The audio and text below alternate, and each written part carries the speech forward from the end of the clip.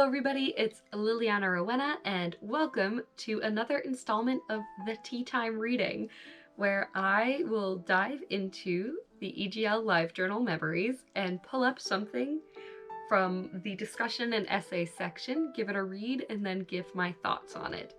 So I have pulled up for today Novala Takemoto's A Psychology Gentle on Love, says the title. Sounds like kind of an awkward translation, but here we go. When asked, people will say, my ideal man is a kind man who is handsome and tall and smart and rich and tolerant and will love only me. But when it comes down to it, they go on and end up marrying a man who isn't handsome or tall or smart, and who, to make things worse, isn't particularly rich or doesn't seem all that tolerant either. When they say everything, it comes across like this. He's not my type, but he was really kind. Ah, isn't that a foolish thing to say? They've broken from their own noble ideal, and without you trying to recognize how they've chosen the easy compromise, they attempted to justify everything under the indulgence of kindness. In parentheses, men are the same way too, but... Is there a boy in existence who isn't kind to the girl he loves? No matter how incompetent a boy he is, he's naturally going to seem overflowing in kindness. Conversely speaking, an incompetent boy will have no skill other than using kindness as a weapon. A boy who's introduced with kindness is his strong point, namely, that is nothing more than incompetence. If it comes to the point where you have to make an excuse and say, but he's really kind, then you'd really be better to declare your defeat and say bravely, I've given up on my ideal. I've chosen this guy with nothing to redeem himself but kindness. What a shame. The ugliness of a couple who gloss over their natural desires and together compromise, nuzzling together as if at the same time they were trying to lick their wounds, is a serious crime to this world. And because of exactly that, the nature is a wonderful thing. Volcanoes erupt and tsunamis rage. In reality, there's an attractiveness in their maliciousness. They arouse us with curiosity into submission. If you sink into a calm lake, you will drown, and even a refreshing wind carries sickness. There's not even a fragment of kindness in them. We may be spoken of as arrogant for it, but we have our ideal wedding with our ideal love. Feelings of love that know not of that ideal are nothing more but sexual desire. Kindness rejects advancement and progressment towards the future. Kindness connotes a conservative fear that tries to maintain the existing status quo. A love found with clashing swords where together you don't let your guard down will make love a sublimation of culture. Therefore, love becomes the thing of books, of music, and invites us to emotional reaction.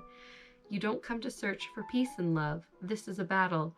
Abandon that easy love you've started to be pressed into, and push on like a tank into the raging billows of a love that cannot be granted. Your handsome and tall and smart prince, who is rich and tolerant and will love only you, and is also incidentally kind, is waiting in deep in the forest for the day you will come to him. Well, that's a lot. It's a lot to unpack there. I think this is really interesting because I have really mixed thoughts on this piece of writing, because I feel like if you take it just at face value, I disagree with a lot in here. I do think that kindness is an extremely important part of somebody's who you're willing to date. However, I feel like perhaps the type of picture that they might be painting here has more to do with the times in the past where I was dating people who did treat me badly. However, if anyone asked, I would say that they were oh so sweet.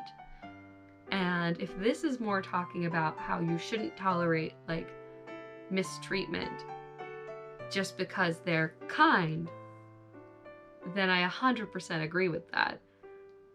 And I'm now with someone who, for me, them being rich was never a big thing for me, but I'm now with somebody who is pretty much like my ideal man that I genuinely didn't think was out there. And beforehand, I was like just kind of willing to settle a lot, honestly, because I didn't think my ideal person existed.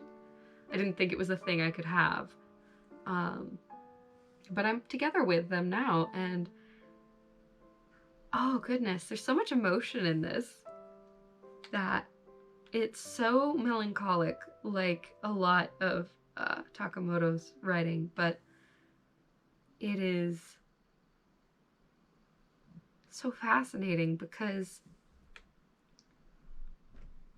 I do think that there is a lot of warring ideas going on in here. Like, I definitely think that, like, you shouldn't, like, hold people to impossible standards that no human being could ever match up to. But I think it's okay to have standards.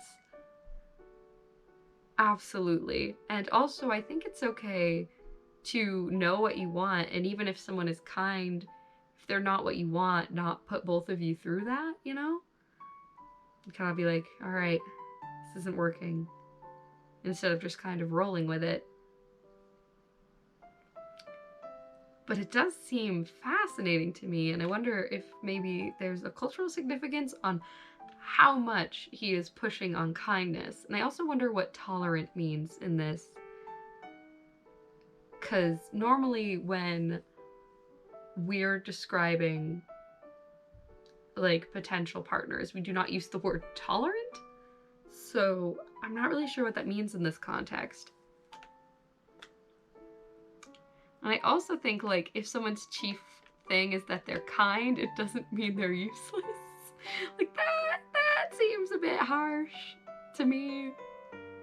But oh gosh, I love reading these and getting to take a bit of a deeper dive into just like the history of this fashion and some of the ideas that were originally attached to it, and taking like, how do these ideas hold up? And I'm gonna have to like really think on this one, because truth be told, like,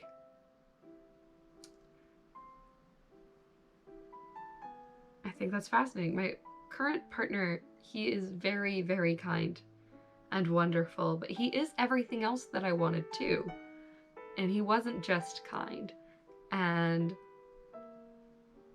I think the first time that I ever saw this wasn't this time. I've kind of read through it before while trying to pick what to read.